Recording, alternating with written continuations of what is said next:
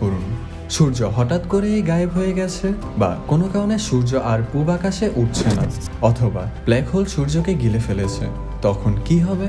সূর্যের আলো ছাড়া কতক্ষণ টিকে থাকতে পারবে সবুজ শ্যামল এই পৃথিবী? সূর্য পৃথিবীর সমস্ত শক্তির একমাত্র উৎস। সূর্যের প্রভাবেই পৃথিবীতে দিন এবং রাত্রি হয়। শুধু পৃথিবী নয়, আমাদের সৌরজগতের প্রতিটি গ্রহ সূর্যের উপর নির্ভরশীল। সূর্য এই সৌরমণ্ডলের প্রতিটি গ্রহকে তাপ এবং আলো সরবরাহ করে। আমাদের সৌরমণ্ডলের প্রতিটি গ্রহ মহাকর্ষণের টানে সূর্যকে কেন্দ্র করে নিজস্ব কক্ষপথে সূর্যের চারপাশে ঘুরছে। সূর্য না থাকলে মহাকর্ষে একেবারেই বিলীন হয়ে যাবে, ফলে সবগুলো গ্রহ উপগ্রহ কক্ষপথ থেকে ছিটকে নিজের ইচ্ছামতো সমান্তরালভাবে ছুটতে থাকবে।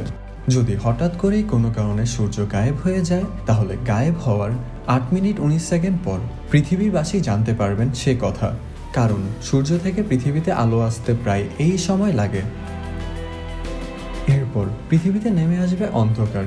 পৃথিবীর সমস্ত গাছপালার শ্বসন প্রক্রিয়ায় ব্যাঘাত ঘটবে, অক্সিজেন উৎপাদন বন্ধ হয়ে যাবে এবং কার্বন ডাইঅক্সাইডের পরিমাণ মারাত্মকভাবে বৃদ্ধি পেতে থাকবে। কারণ গাছপালা সূর্যের আলোর সাহায্যে সালোকসংশ্লেষণ প্রক্রিয়ার মাধ্যমে পৃথিবীর বায়ুমণ্ডল থেকে কার্বন ডাইঅক্সাইড গ্রহণ করে এবং অক্সিজেন অবমুক্ত করে।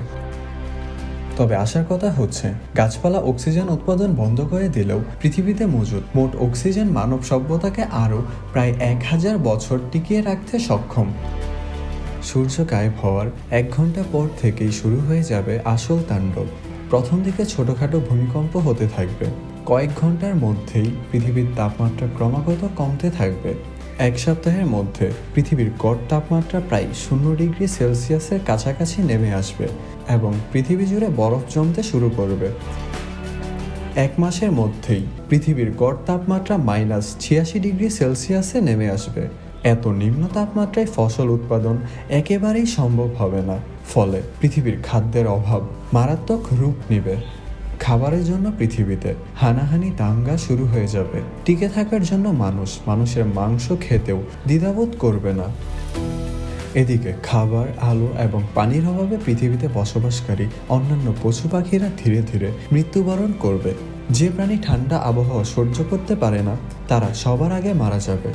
তবে প্রচণ্ড শীত সহ্য করে বেঁচে থাকতে পারে এমন প্রাণীগুলো বেঁচে থাকলেও মানুষের খাদ্যাভাব পূরণ করতে এদেরকেও মানুষের শিকার হতে হবে।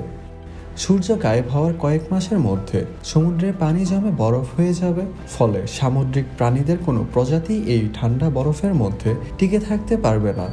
এত বিশাল প্রাণীজগতের এমন বিপর্যয় সমস্ত প্রাণীজগতের উপর প্রত্যক্ষভাবে প্রভাব ফেলবে। পৃথিবীর খাদ্য শৃঙ্খল একদম ভেঙে যাবে। সূর্য না থাকায় পৃথিবী সূর্যকে প্রদক্ষিণ করা বন্ধ করে দেবে এবং কক্ষপথ ছেড়ে সোজা ভেসে চলতে থাকবে। এই যাত্রাপথে পৃথিবী যে কোনো গ্রহের সঙ্গে ধাক্কা খেয়ে ধ্বংস হয়ে যেতে পারে, অথবা এমনও হতে পারে যে ভাসতে ভাসতে পৃথিবী অন্য কোনো সৌরজগতে পৌঁছে গেছে এবং নতুন সূর্যের কক্ষপথে প্রদক্ষিণ করা শুরু করেছে। যদি এমন হয়, তাহলে পৃথিবী হয়তো আবারও তার পুরাতন রূপ ফিরে পাবে।